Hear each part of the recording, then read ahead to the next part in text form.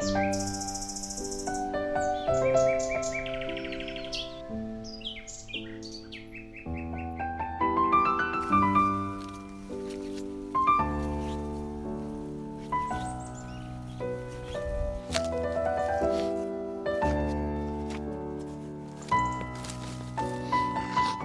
que tu fais, Fabrice?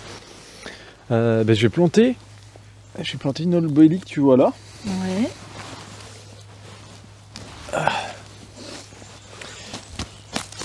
Hop. Une petite plante en plus, tu vois, qui permettra de faire une arche fruitière quand on va arriver. Hop. Et là, qu'est-ce que c'est que tu as dans ce pot? Et ben alors ça, c'est du levain de forêt. Mhm. Du levain de forêt que j'utilisais en fait, si tu veux, au départ D'accord. pour chaque plantation. Quand je plantais un arbre, une liane, le terrain, si tu veux, au départ a été vraiment déficient en plein de formes de vie. Il était compacté, donc j'apportais, si tu veux, c'est les premiers centimètres en fait de sol forestier. Et c'est comme un ensemencement qu'on réalise comme ça gratuitement, qui est plein justement de spores de champignons, de bactéries. Il y a des microalgues, il y a des amibes, les protozoaires, tout ce dont le sol a besoin pour pouvoir vivre, et puis la plante aussi, pour être en super santé. Là, comme tu vois, en fait, il n'y a vraiment plus besoin, parce qu'il y a déjà l'humus qui s'est constitué, il y a tout le monde qui est en train de revenir, et il y en a plus besoin dans ces secteurs-là, en tout cas du jardin-forêt. Donc, c'est super, en fait, c'est vraiment comme ramener des lactofermentations pour nourrir le microbiote intestinal, c'est la même chose exactement. C'est ce qu'on voit finalement à l'extérieur et la même chose de ce qui se passe à l'intérieur, et puis dans l'univers micro, dans l'univers macro, effectivement. La gratuité puis l'expansion comme ça du vivant pour la pleine santé des paysages.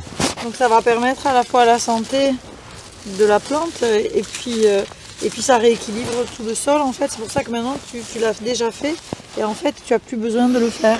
C'est ça, ou alors il faudrait vraiment, tu vois, faire une implantation dans un secteur qui est pauvre, qui est vraiment encore pas du tout habité par plein de formes de vie. Mais là, du coup, dans ce système où déjà, tu vois, on voit le multi-étagement qui est en place, puis on le voit au niveau aussi des turicules de vers de terre, des champignons qui sont en train d'éclore partout là cette saison. Oui, j'ai vu en me promenant, là, il y a beaucoup de champignons. Ouais, on a déjà, l'écosystème forestier est déjà en train de se mettre en place naturellement et va s'étendre de lui-même. Après 10 ans, c'est vraiment incroyable de voir ça au niveau d'une forêt, seulement 10 ans qui ont suffi pour régénérer complètement un sol. C'est incroyable. Ouais, mais faire un écosystème. Ça va vite, mais c'est aussi la même chose, je pense, que tu obtiens quand tu proposes aussi une autre façon de s'alimenter, de penser un peu la nourriture. Et je pense que ce serait sympa si on allait voir un petit peu ce qu'il y a sur la table. Allez, on est parti.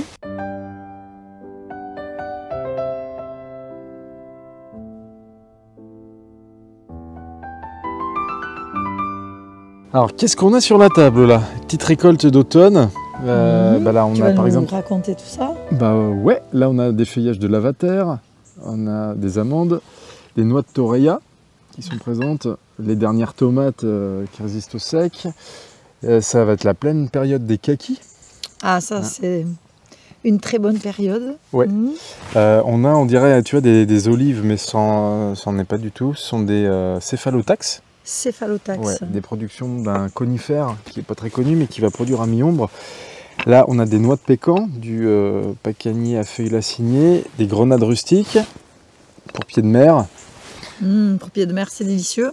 Ouais, c'est naturellement un petit peu salé comme ça. Là on a des graines de caragana, le pois de Sibérie, dans les clairières potagères de la récolte du coup de patates douces. Ouais, et puis là de la ronde, des choses comme ça, et puis des petites baies.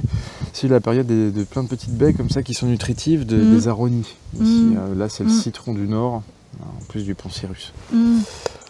Et puis là des choses, alors des tubercules qui sont moins connus, c'est la glycine tubéreuse, ces tubercules, et tu nous as proposé justement de les faire lactofermenter, d'essayer de les lactofermenter. Ouais. Donc la lactofermentation, c'est un processus de transformation qui est connu depuis très longtemps par les humains. Tous les humains, depuis l'origine, ont fait des lactofermentations. On a des traces dans la préhistoire de lactofermentation. Oui. C'est un procédé qui est très intéressant parce qu'à la fois, il permet de conserver. Donc tu vas avoir à disponibilité le végétal toute l'année, et sur plusieurs années. C'est très intéressant aussi parce que ça offre une possibilité en cas de problématique d'approvisionnement. On a beaucoup de végétaux quand même qui sont stockés et qui sont conservés dans des très bonnes conditions. Ça ne demande pas d'énergie, contrairement à tous les modes de conservation qui demandent de l'énergie, sauf évidemment le séchage passif. Mais bon, sinon tous les autres, toute la pasteurisation, stérilisation, tout ça va demander une énergie produite par la chaleur, sous forme de chaleur. Là, avec la lactofermentation, ce sont vraiment les bactéries qui vont transformer, et particulièrement les lactobactéries, les bactéries lactiques, pardon, et du coup elles produisent de l'acide lactique et ça va amener des vitamines, ça va rendre le végétal encore plus performant au niveau de ses qualités nutritionnelles. Donc ça c'est très contraire à presque tous les autres modes de transformation. Qui ont tendance plutôt à dénaturer l'aliment plutôt que de l'améliorer, de le rendre aussi plus digeste. C'est ça, tu conserves et en plus tu améliores. Voilà. Et puis on joue avec les textures et avec les saveurs, donc ça modifie les qualités aussi organoleptiques, donc on va avoir des choses très différentes. Alors on a présenté des récoltes qui sont pas forcément très connues, mais bien évidemment aussi on peut dans les clairières potagères avoir toutes sortes de légumes, de légumes annuels. Et puis là justement tu as fait des préparations, je crois. Oui. Bah oui. Donc je vais montrer un petit peu. Donc là on a une petite galette qui sert de fond pour faire par exemple des mini pizzas. C'est une galette qui est faite à base de sarrasin germé, déshydraté, et puis à base d'oignon. Donc là, c'était de l'oignon rouge. On a aussi des graines de tournesol qui sont activées, parce que c'est important toujours de faire une activation des graines. Parce que comme tu le sais bien, toi, les graines, quand elles sont en dormance, c'est pour rester en dormance. Et donc, c'est assez néfaste de manger des graines en dormance. Il vaut mieux toujours activer ou faire germer les graines avant de les manger.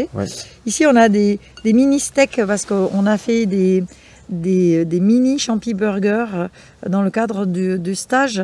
Du coup, c'est un très bon substitut, même au niveau visuel, à tout ce qui peut être viande hachée. Ici, on a des falafels. Voilà, des petits falafels qui ont été faits cela à base de lentilles germées. C'est très digeste. Et qui ne sont pas cuits. Et c'est pas cuit. Bien sûr, rien de tout ça n'est cuit. Tout a été soit déshydraté, mais d'abord germé. Et du coup, dans la déshydratation, et après, ça va commencer légèrement à fermenter. Donc ça prend une petite acidité qui est très agréable. Voilà. Ce qui est très joli aussi, c'est toutes ces couleurs, finalement, ces formes, ces couleurs qu'on va voir là aussi. Là, ici, on a un kimchi revisité. Donc, le kimchi, c'est une préparation fermentée d'origine coréenne et à base de choux. Mais là, en fait, j'ai fait un mix entre choucroute, kimchi et puis des préparations indiennes. Donc, il y a du curry et puis il y a toutes sortes de légumes racines qui vont donner... C'est le moment maintenant des légumes racines. On est en automne, on entre dans l'hiver. Donc on a ça en abondance et donc ça va être vraiment un très bon condiment. On mange ça un petit peu chaque jour, une petite portion, voilà, qui va ramener un bon équilibre pour le microbiote. Puisque moi ce que je présente c'est un petit peu comme avec le levain, c'est-à-dire on va réensemencer la forêt intérieure qu'on appelle le microbiote intestinal. On va la réensemencer régulièrement avec différents aliments, soit crus, qui arrivent avec leur microbiote du coup. Soit avec des aliments lactofermentés. Voilà. Plutôt lactofermentés que fermentation alcoolique, parce que la fermentation alcoolique, c'est plutôt les levures qui s'en chargent. Et je pense qu'on a davantage intérêt à accueillir des bactéries, parce qu'elles ont beaucoup de diversité et qu'elles sont très... comment dire, elles nous rendent beaucoup de services, beaucoup plus que les levures, qui nous alourdissent. Voilà.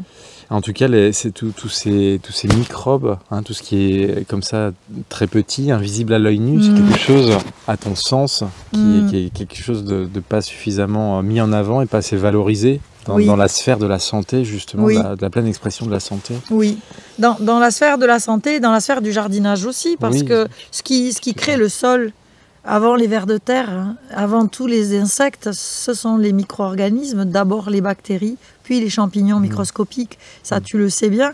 Donc, c'est exactement la même chose à l'intérieur de nous. C'est pour ça qu'on a tant de facilité à se comprendre, parce que tu travailles sur le jardin extérieur et je travaille sur le jardin intérieur. Hein. On est tous les deux des jardiniers.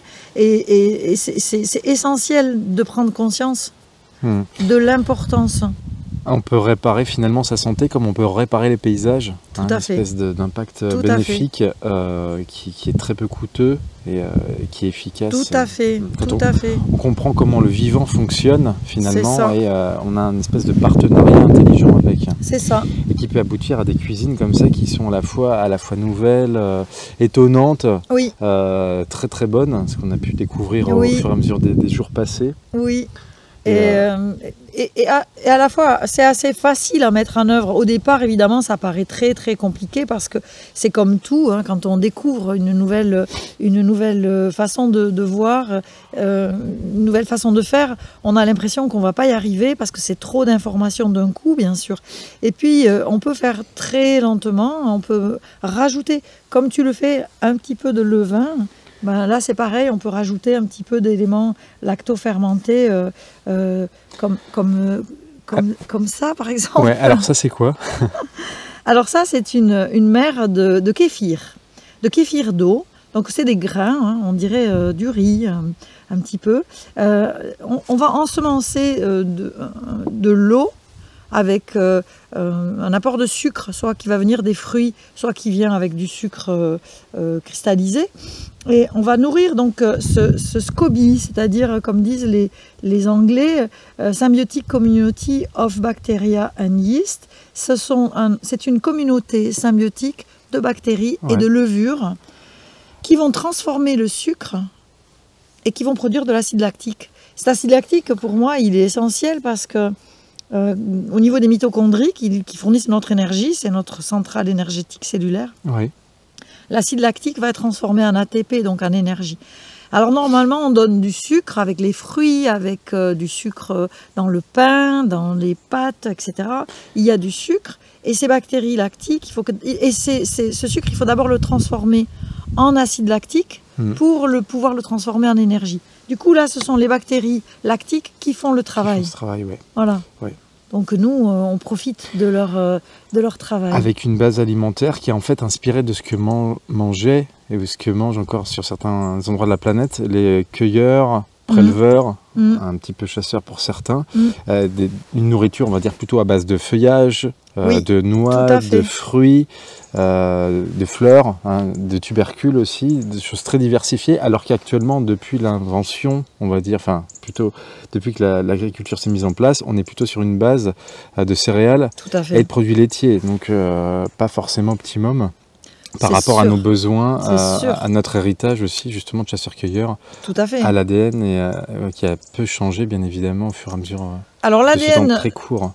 Tout à fait. L'ADN de nos cellules dites humaines, il a peu changé. Ça, c'est exact. Ce qui change, en revanche, très rapidement, c'est le pool génétique apporté par les micro-organismes qui sont dans nos intestins, donc notre microbiote. Ça change très très vite. Mais on peut le changer très très vite. On peut l'adapter à différentes nourritures. Par exemple, les Japonais hébergent des bactéries qui se sont spécialisées dans la digestion d'algues. Donc nous, on n'a pas forcément ça. Mais ce qu'il faut prendre en conscience, c'est qu'en se nourrissant principalement, comme tu l'as remarqué, de céréales, qui sont des sacs contenant beaucoup de sucre, parce que c'est pour que la plante puisse se développer. Parce qu'on mange des céréales qui sont cuites, donc les sucres complexes sont explosés en sucre simple. Tout à fait. Et on a des pics glycémiques qui vont s'exprimer. Tout à fait. Et ça va venir nourrir principalement des levures. Et c'est ça qui est pour moi essentiel, c'est que on vient nourrir principalement les levures avec les céréales cuites principalement, comme tu l'as très bien dit. On vient nourrir des bactéries dites de putréfaction en mangeant de la viande, hein, parce que c'est ça ce qui se passe. Et ensuite, avec les produits laitiers, on va nourrir une partie de flore lactique, mais elle est souvent ensemencée par des yaourts. Les gens mangent souvent des yaourts. Et c'est souvent 2 types de bactéries seulement. Donc on n'a rien de cette diversité. On est comme sur finalement une monoculture de microbiote. Alors que ce qui fonctionne, c'est de la diversité dans le microbiote et dans les paysages, dans les implantations comme ça dans les paysages. Tout à fait. Et chaque fois que tu plantes une plante, chaque plante amène son microbiote à elle. Et donc chaque fois que je mange une plante différente, c'est aussi ça, on a beaucoup perdu de diversité dans les intrants. Et chaque plante ou chaque fruit, chaque fleur amène son microbiote.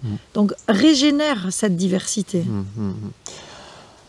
La réponse du coup, 21e siècle, c'est densité, diversité, couleur, plaisir. Ouais. Oui, bien sûr. Finalement d'intégration de tous ces voyages qu'on a pu faire au fur et à mesure du temps et de ces cultures aussi différentes qui vont être une sorte de synthèse. Alors tu aimes bien parler, je crois, de fermentation aussi sociale, hein, de finalement principe de travailler tous ensemble, comme font les levures et les bactéries ici en fait, hein, de travailler d'une façon symbiotique en intelligence collective. Tout à fait, d'entrer en symbiose.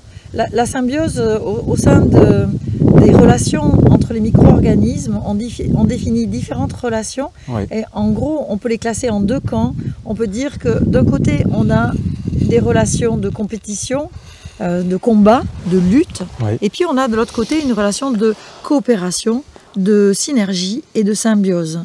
Et donc la vie a choisi depuis l'origine la symbiose. Ça ne veut pas dire qu'à des moments on ne peut pas avoir l'impression d'une forme de compétition, mais c'est sur des moments, c'est une compétition par rapport à un substrat, mais dans le global, c'est une symbiose. Là, on a une symbiose. Là, on a une symbiose. Là, on a des symbioses. À l'intérieur du microbiote de chaque fruit, on a une symbiose.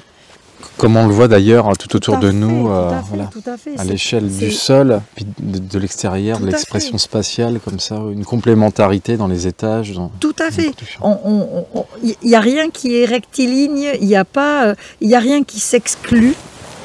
On entre en symbiose et on se régule. C'est ça qui est super important. C'est ce côté que ça va se réguler de soi. On n'a pas à le faire. Et le microbiote, c'est pareil. Moi, je n'ai pas à réguler mon microbiote. Ça se régule tout seul. Je donne juste j'enlève juste ce qui nuit et je donne ce qu'il faut. C'est tout. C'est ça.